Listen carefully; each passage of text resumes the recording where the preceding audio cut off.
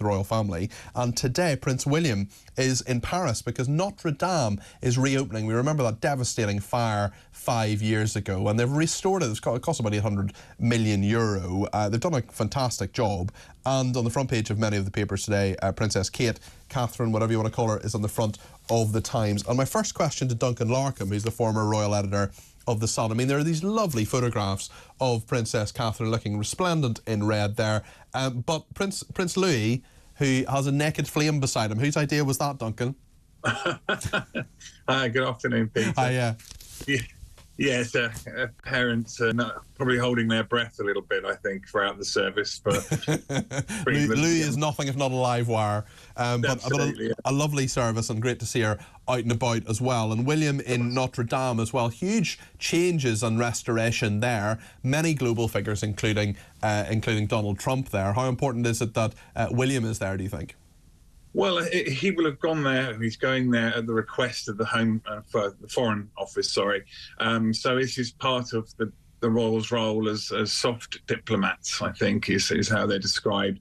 And it will be interesting to see if Donald Trump, who's soon to be the leader of the free world, will actually have a chance to speak to William. They've obviously met before when Trump came to the state dinner at Buckingham Palace. So, yeah, it'd be interesting to see if William can use that sort of royal sparkle to help their special relationship, which obviously people question how Trump is actually going to receive Keir Starmer and his party. We're seeing as well, not just with the carol service that Kate was involved with, there was a lot of elaborate preparation for a lot of things kept secret before they were, of course, made very, very important and public. We've seen her in Westminster Abbey. We're seeing William there. It really is the new generation in these very, very important public events, especially as Charles, we'll talk about him in a second, but the Queen, Camilla, has got pneumonia. She's having a rough time. Yeah, it's just another royal illness, isn't it? They've had quite the year. Yeah, I mean, I think it's great to see Kate back on her feet in public, looking fantastic. Her Christmas carol service has become a bit of a tradition now, so I think she would have been very sad to have missed that because of ill health. But yeah, it's the new generation of the primary royal family, really, the Prince and Princess of Wales, taking a leading role in all the public duties that the royals have to commit to over the course of a year. It's interesting with King Charles as well, because he's always been a bit of, very healthy person and, skips lunch and all the rest of it.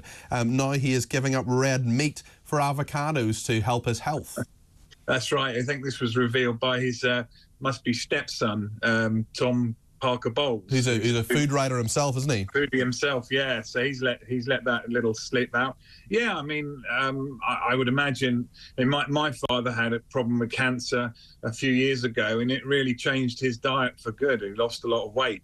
King Charles actually does look after himself very well. He still wears uniforms that he could have got into 20, 30 years ago, and he's very proud of that fact. So, yeah, not a surprise he's cutting out red meat, if you like, because of its links to cancer. Maybe that will cause a lot of other people out there to do the same thing.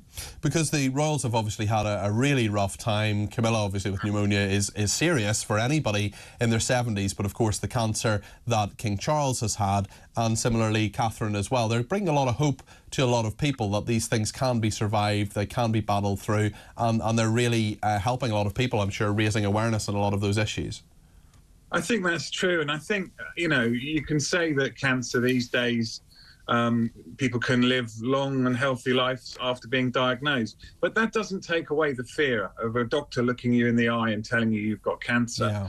And I think that shock to the royal system has probably will see an impact in the years to come. I really think 2004 will be a year of change for the royals. Might make them a bit more down to earth. It might make them more appreciative of other members of their family, shall we say.